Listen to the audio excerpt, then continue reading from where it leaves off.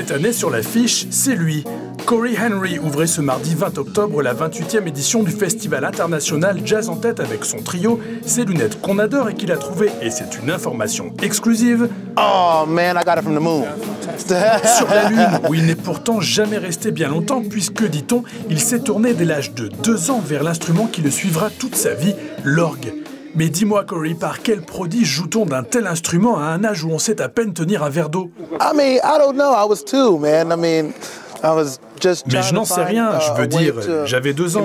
Je cherchais simplement à faire de la musique, et d'après ce que l'on m'a raconté, avant de trouver ma voix avec l'orgue, je tapais sur des pots et des poils, genre...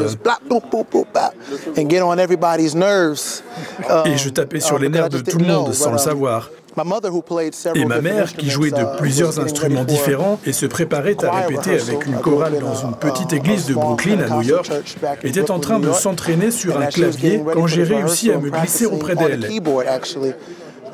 Et là, j'ai commencé à faire quelques notes et tout est parti de là, je crois. C'est elle qui a compris la première. Et tous ceux qui voulaient me faire interner dans un asile de fous ont compris aussi, mais plus tard. Résultat, 26 ans plus tard, l'artiste est aussi à l'aise dans ses compositions que dans le répertoire de ses influences qu'il n'hésite pas à revisiter sur scène avec une sensibilité qui frôle le génie.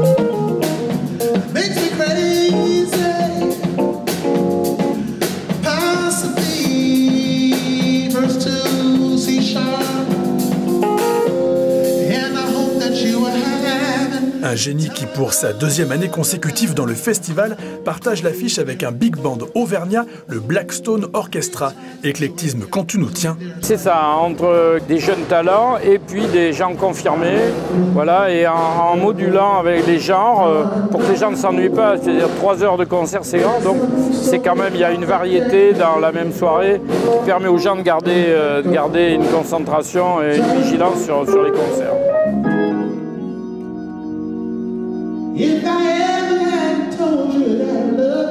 Et de la vigilance au plaisir ultime du mélomane, il n'y a qu'un pas à franchir jusqu'au 24 octobre à la Maison de la Culture avec entre autres Ron Carter, ancien bassiste de Miles Davis, et Lisa Simone, fille de Nina, sans compter le festival Off et les fameuses Jam Sessions pour jaser toute la nuit. Alors foncez voir la programmation avant qu'il ne soit trop tard. Jazz en tête, ce n'est qu'une fois par an malheureusement.